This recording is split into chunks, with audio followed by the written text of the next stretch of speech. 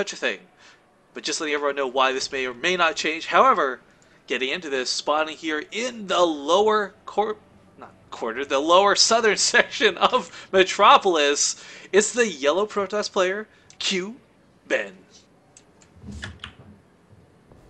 And in the 12 o'clock position, we just saw him dominate in his last matchup versus a Zerg player. What can he do in the PvP matchup? In the orange trunks, it is NSE. ExeNSE. I feel like that would be a song. Like, if I could just say that really fast over and over, it'd be like the chorus. Whatever. Whoa. I don't write music. I wonder if he's related to LGIMSKMC. You know what would be terrible if he had, like, the VP BenQ, like, clan tag in front of all of that he already has? Because they'd be like, VP BenQ EXES. But okay, let's talk about this matchup, guys. It's PvP. I feel a lot of people kind of are... They have a distaste in their mouth from PvP, at least from my friends. And to them I always say, like, no, you're wrong. PvP is one of the most interesting matchups. I personally love it. You don't have to love it, but there's no reason to think this is a bad matchup. Now, here's why. Chances are, we kind of joked around before the game started saying, okay, it'll be a Blink Fest or a 4-Gate Fest. But the thing is, because it's a mirror matchup, that doesn't give anyone a distinct advantage. Just like any other match, whether it's a mirror match or not, everything comes down to positioning, timing, and, quite frankly, tech. If qBen goes for like a 4-Gate, but we see NSE get some Dark Templar out, I think it's pretty easy to tell who's going to win that game. Yeah. So, I mean, the thing is, too, like, whether you're going for a 4-Gate, whether you're gateway units, whether you go Robo, whether you get Void Rays, Phoenixes, anything you want on the field, I think Protoss have more options in a PvP matchup than the other races do. Because Terran, it's tanks plus whatever else, right? Like, that's about it. Yeah. Zerg versus Zerg, okay, Zergling, Baneling, Roach, Infestor, Mutalisk, Broodlord, whatever. Protoss, they just have everything and anything available to them. And the warping mechanic makes it so you don't even get caught off guard at home. And wow, qBen actually picks up NSE's scouting probe. He got it. And now he has the freedom to do whatever he wants on his side of the map. And he has that 1 probe lead. Rifkin, he could take that to the bank. He's actually got a 2 probe lead currently on the field. So I really think, like you said, the tank is the kingmaker in the TVT matchup. In the PvP matchup, I think the kingmaker is the immortal. I see more players win games based off of robotics facility tech than I do any other tech path. Sure, DTs can be great, but if you go for that robo facility, you get that observer out, you're gonna be okay. If you get immortals out while your opponent's going for blink stalkers and you're great at your defense, you use the sentries effectively, you're gonna be okay. Even when people have a lot of class on the field, a good amount, a handful of immortals into your unit composition can really do a ton of damage. So that's really my my take on the entirety of the PvP matchup. Robotics facility is definitely what I try to favor here, but you know, you never see. If you can catch your opponent off guard with a quick 3-Gate, 4-Gate type of pressure, something crazy could happen. But even crazier, Rifkin, something we didn't mention, Stargate. Yeah, I mean, qBen, the second he took that probe out, he went for that double gas. I don't know if he was intending to do that or if it was just the perfect timing because he managed to pick off that probe, but Stargate is going to leave a ton of options out to him. By having, I mean, okay, you can go Void Rays in this matchup if your opponent doesn't have a ton of stalkers. They're not usually what people tend to go for. Phoenixes are usually the preferred choice, and I am saying these units right for once. Phoenixes will keep your opponent at home. Cannons are not that effective at dealing with them. You want to sometimes have 1 or 2 down to limit the amount of damage that a Phoenix can do. But really, if you want to keep your opponent at home, you go Phoenixes. They're not going to move out anytime soon. Protoss don't have a good way to deal with them. Stalkers don't do very good against air. They're very slow firing.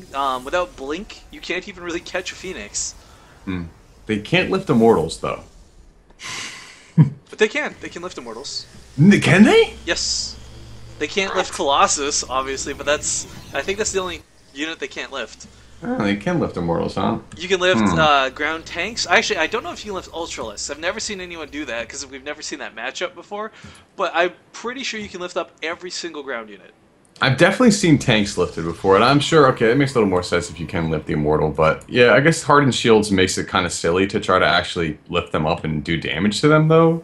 But okay, regardless of that, we do see a robotics facility actually being added on in addition to the Stargate here from qBen, so he's going to have a pretty open tech tree off of the 2-Gates robotics facility with the Stargate, and, you know, NSE is going for Blink. And he actually hasn't made an immortal himself, just going for the Blink Ops build here. So he won't definitely is going to win aggressive. And Blink Obs on Metropolis Rifkin, Well, a lot of opportunities. it's really important to have Blink. He doesn't know Phoenixes are the weapon of choice, but you can't catch Phoenixes without Blink, period. And in fact, low amounts of Stalkers will probably get picked off by the Phoenixes is the thing. Now, we have 4 in the field who probably go as far as up to 5. Did he scout? He did scout the Stargate, so he knows it's there. He knows Phoenixes will be on the way. And yeah, we see the Stalkers huddling and hustling into the mineral line. And now this is that situation where as soon as qBen sees this, it's the perfect opportunity to expand. Because there's no way NSE will be leaving his base to come go aggressive at any time. And ooh, if he could have caught that probe. Yeah, if he could have caught that probe a slight second earlier, that would have been really good for qBen, but I think qBen's just going to go all in off of this. I mean, can you really? No, he's only got 2 gates, though. I don't really know. He's got 4 gates. 4 gates down. Yeah, another one coming. Oh, but there's the Nexus. Okay. I mean, like, you can go aggressive off this, but there's just no reason to, I feel. Rifkin, the Observer gets sniped. Yeah, I caught the tail end of it falling to pieces here in the southern part of the map. And, okay, right. So, Messin 17, thank you. Can't list massive units. That makes total sense. Massive units, probably too heavy, just off of the name. And qBen actually... Oh, wow, he finds that pylon. He might actually kill it with the Zealot. If these Stalkers are preoccupied. No, will not be the case. Blink almost catching one of the Phoenixes. Picking off the Zealot instead. Now, qBen does not quite have an Immortal out. It is on the way. I really felt like the killing of that Observer was going to stifle this aggression, but he's moving in regardless here. Is NSE's got a Guardian Shield with a Sentry across the field, too. So I guess he feels like he may have had a larger unit composition, but slowly seeing, okay, that's definitely not the case. Going actually for... Going to be Colossus. Gotta pause.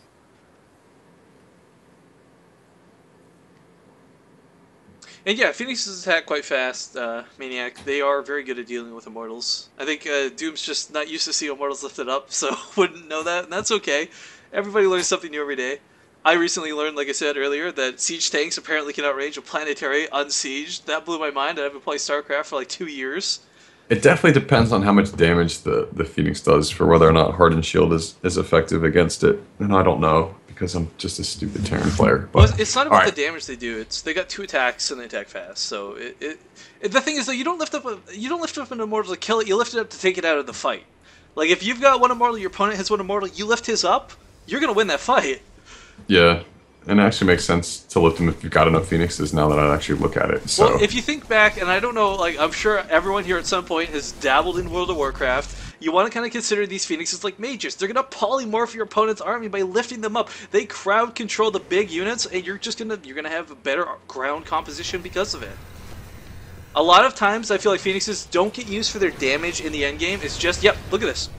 Now these Stalkers, crowd-controlled, will be picked off. Sure, he's got Blink. He might be able to run away with 1 or 2, but he's going to lose most of the Stalkers there. I'm just going to lift it back up. Yep, no problem.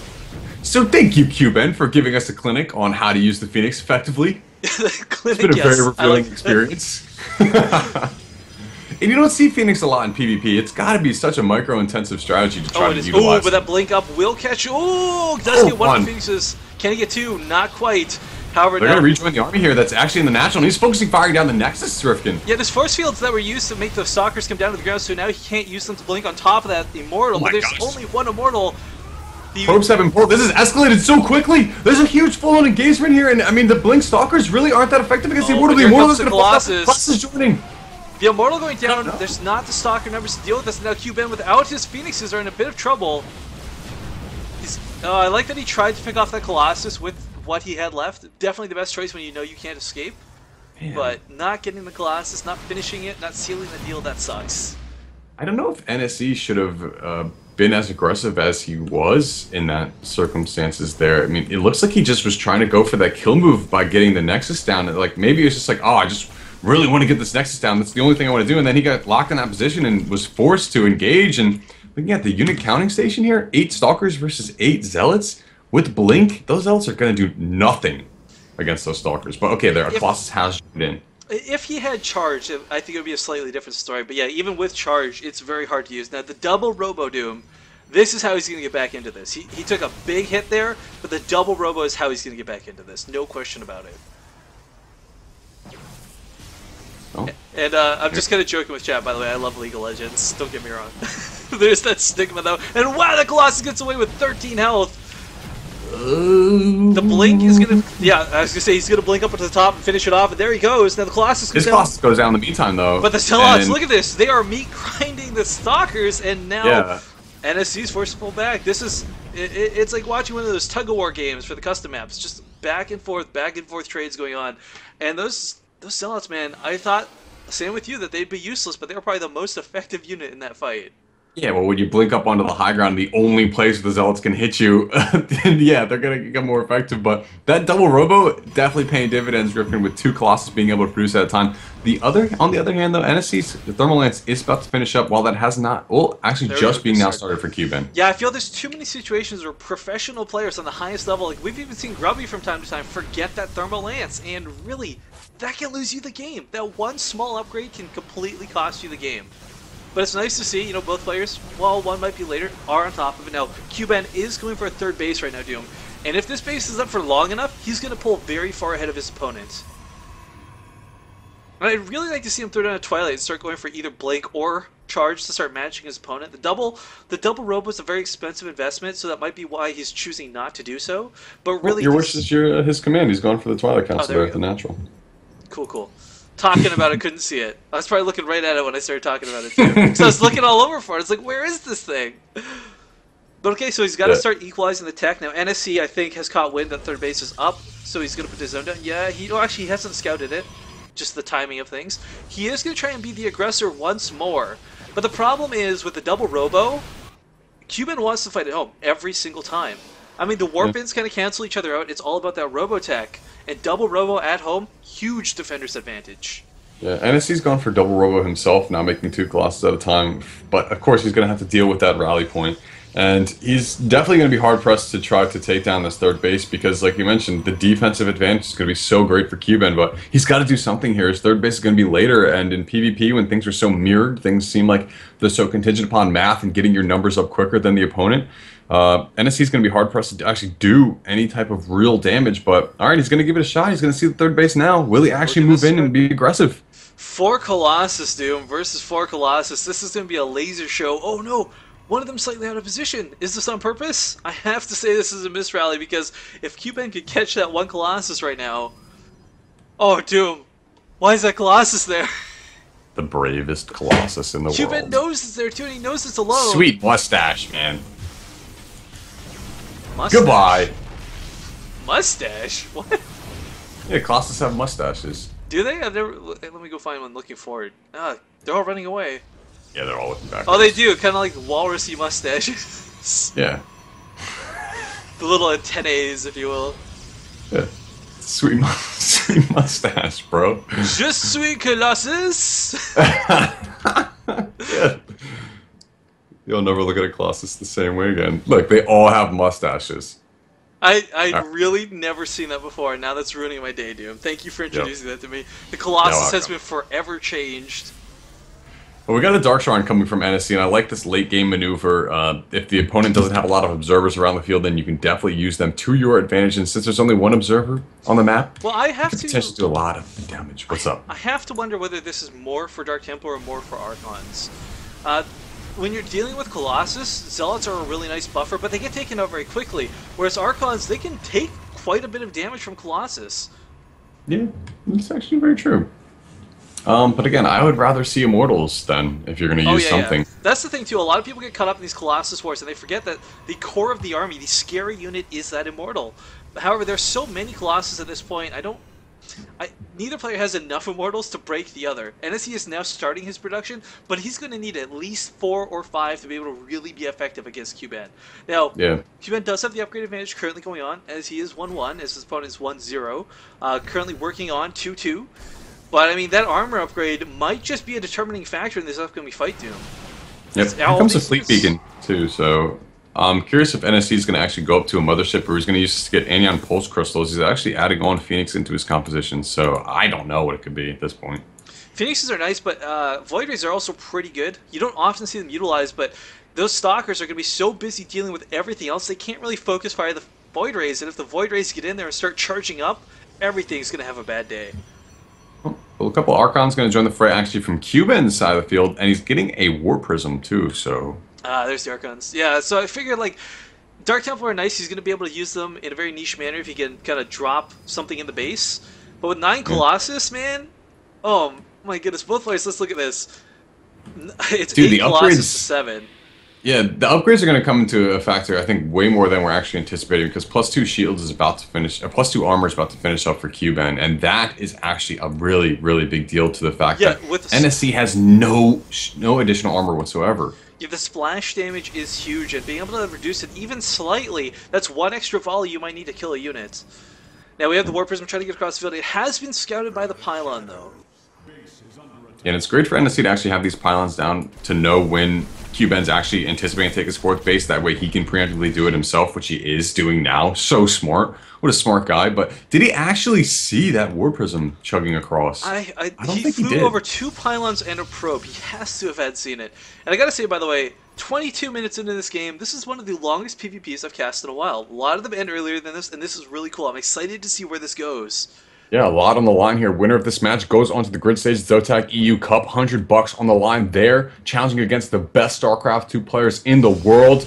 And Rifkin, this is it's getting pretty exciting. But what can actually each player do to really lock in the victory at this point? The mothership's on the way for one. The other is not doing that whatsoever. One really big factor, Doom, is the fact that once both these players are maxed, qBen will be able to drop units into NSC's main, and qBen will not be able to warp in units to defend. If he can catch NSC at least halfway across the field, this drop is going to be devastating.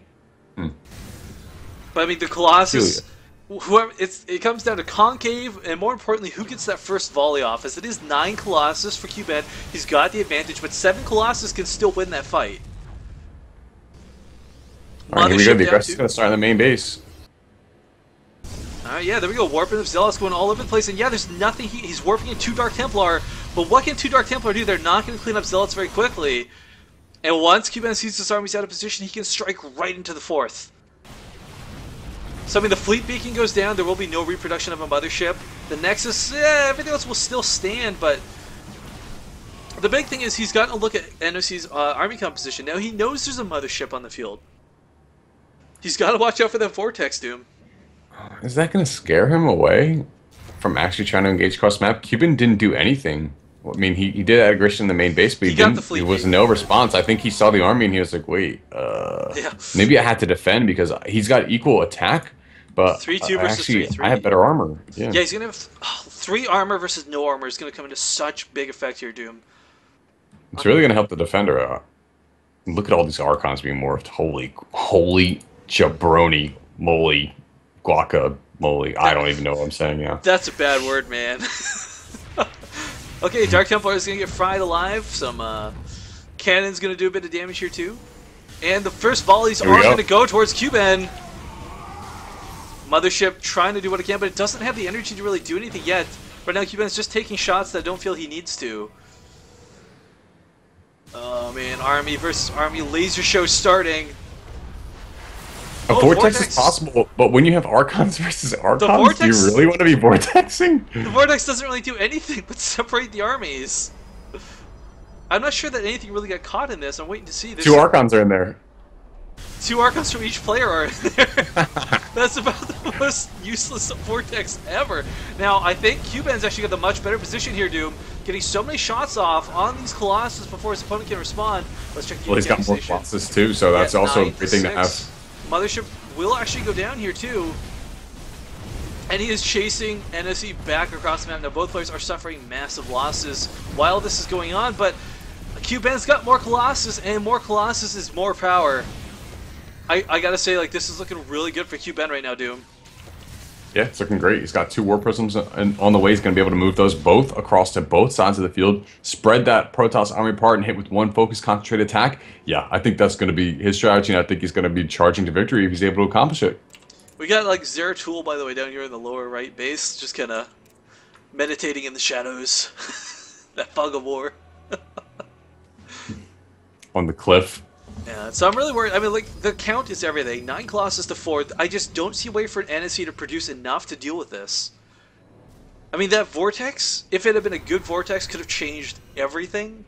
But it was an awkward Vortex, and I feel it was kind of a, I should probably use this now, rather than effectively.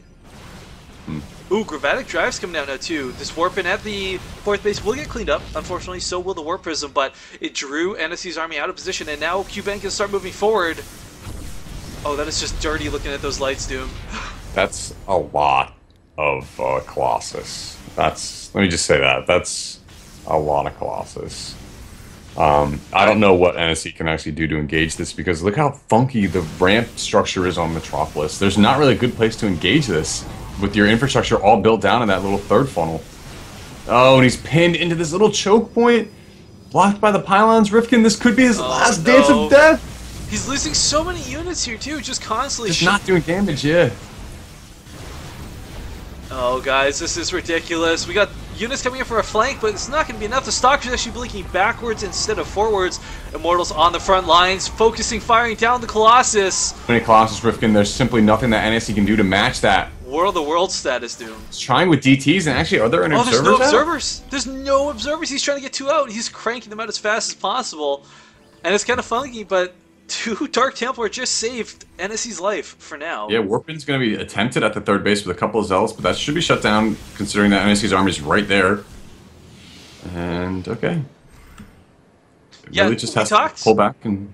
I want to point this out. We talked about Immortals being the core of the army earlier, and we saw that. He sent the Immortals out early. They tank a lot of damage, sure, but that's not why he did that. He did it to focus down the Colossus, which, of course, are armored units, and they get taken out very quickly, especially when they have no shield upgrades. Oh, sorry, 1 shield upgrade now. My mistake. Yep. 1 Protoss armor. But still, the Immortals destroyed NSC's Colossus line, and he's not going to be able to recover from that. Not through typical methods, unless qBen decides to AFK right now. Well, this Dark Templar is going to try to do some damage, moving into the natural. Boom! Cannons are like, hello, how's it going? Alright, well, you know what? NSC has his own Warp Prism over here. The Dark Templar has been keeping tabs on it. Will he be able to use this, though, Doom? As I feel like qBen's had the map control this game. Like, he's been everywhere. He's had the Warp Prisms out first. He's been the aggressor most of the time. And Funny thing to note, though, is that qBen doesn't have Blink on his Stalkers. Just something. He hasn't been relying on Stalkers at all this game, though. He's been 100% going for that Zealot composition. We saw him get charge up early, charged a lot, Archons, plus, like, a ton of Colossus. I mean, it works. And we're kind of stuck in like a holding pattern here until one player just decides to say, I have a better composition, I'm going to destroy you. And I think qBen has reached that point in the game. Rifkin here with this maxed army. He's got his obs in place. 1 High Templar there for feedback. It is absolutely that time for him to A-move. There's a lot of Archons coming in for NSC, but I don't think it's enough. It's the Colossus. The Colossus count just does not exist. Equal players, or players both have fairly equal Archons, but I mean, 9-3 Colossus, Doom.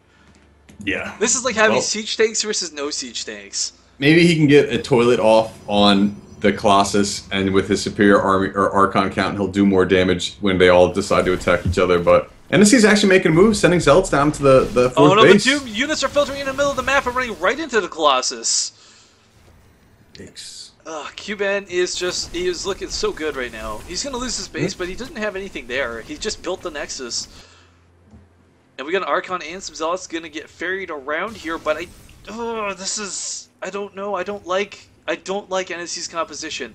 And as you said, unless he gets the 2 best vortexes of his life, I don't see a way for him to deal with this. Well, it feels like qBen's basically saying, well, if you've got all your partial part of your army on my side of the map, then you must have less of an army on your side of the field. So I'm not really sure why he's not going to attack, but looking at the Archon count, that could potentially be the reason why. Oh my gosh, Rifkin, 10 Archons are on the field for NSC. Yeah, they're going to take a lot of damage, but they don't have range on them. So what we're going to do is we're going to see them enter the fight and run around in circles as they try and get to the front lines, but can't get past the rest of the units. Unless he gets the Vortex off. If he gets that Vortex off, gets all those Archons in there, who knows what could happen. I'm really excited to wait and see. We do see NSC moving out, and like I said, I was a little worried he wouldn't be able to come back for this, but Doom, qBen, with 4 Stargates right now. Yeah, NSC's got actually 2 Immortals and an Archon stuck back at this 4th base too that aren't going to be part of his composition here. Definitely something that's really going to play a factor, but alright, here we go. The mothership's so far away, Doom. He's moved on forward without the mothership. Oh, These Archons are all losing forfeits. Archons. So many Archons drop there. And I think we're going to see qBen go for a carrier transition if this game allows it. What? First Vortex, not so good. He's got another one ready and armed. I would love to see carriers though, Doom. I'm waiting for that fleet beacon to finish. I want to see what he goes for the research. He's got no air He doesn't need upgrades. carriers though. He can just go kill him. It's kind of one of those things though where it's like, why not make that fast transition, I guess, in his mind? I don't know. You know what, actually, more so than carriers, with 5 Stargates, I'd like to see Void Rays make an appearance. I think when you have 9 Colossus, you can't be afraid to go attack your opponent. Yeah, I think when you have 9 Colossus, rather than get 5 Stargates, get 4 more Robos. So even if you do lose this Colossus, you just reproduce them. Well, who cares how many Archons he has? Like you said before, they don't have the range that the Colossus do. But I don't know. I'm a little confused. I don't know. This is the game that I don't feels see like... this happen very often in PvP. I know. Well, PvP never gets this long to begin with, and I really feel like this should have ended 15 minutes ago. I think qBen could have done it, but by constantly allowing NSE to rebuild, he's also allowing him to tech up. Now, I mean, he's going to have 3-3. For how many minutes? For 10 minutes almost. We had 3-3 versus 3-0, and now it's 3-3 versus 3-3. And I think qBen's hesitance might just lose him the game as we see NSE taking more bases. Yeah, I mean, definitely. But a DT has made its way over here. Will get cleaned up by the cannon and the probes around. That War Prism's going to prove to be a little tricky bugger, I think. And well, qBen with the Watchtower is going to start trying to take out this base. What a map Metropolis. We don't see it anymore in any map pools, but it's still producing long, drawn-out games as per usual. Well, no cancel on Axis. It's kind of funny. Both players don't have a bank. I want to point out they haven't had a bank at any point this game because Protoss units are so expensive, and even the littlest trades are very costly. A little bit of a skirmish with these probes surrounding the Stalker, but Zealots are going to move in and actually take them down, and losing probes. Actually, yeah, qBen doing a bunch of damage, and NSE is completely across the map. He's going to just push with this Doom. Preemptively hiding the UI because there's going to be a huge fight coming. Crazy how NSE is now swung to be the aggressor here when qBen has just had the count of Colossus to do whatever he wants. But okay, once again, tons of Archons in the field. Everything is joined up. The Mothership has a Vortex available to it. And I think, I don't know if this was on purpose, qBen had a Templar there. I think he wanted to do feedbacks, but... Definitely. Oh, this is not good. He's going to lose his base, and he didn't do enough damage to NSE's. I think there was a Vortex, or a feedback did just go off on the Mothership. Now Vortexes are not available to him, and with the Colossus, you need to push. qBen, you need to crush this army and crush it decisively. Lasers going down, Archons getting splashed upon. Too many Colossus. And here we go, this is what I'm talking about. Crushing phase. The Archons are in the back, running in circles. They can't do anything. And qBen is destroying this army. No observers! The observers were picked off, Doom! There's no more stealth detection! Yeah, without seeing anything, he actually moved the Colossus forward, and that's it. GG, NSE wins!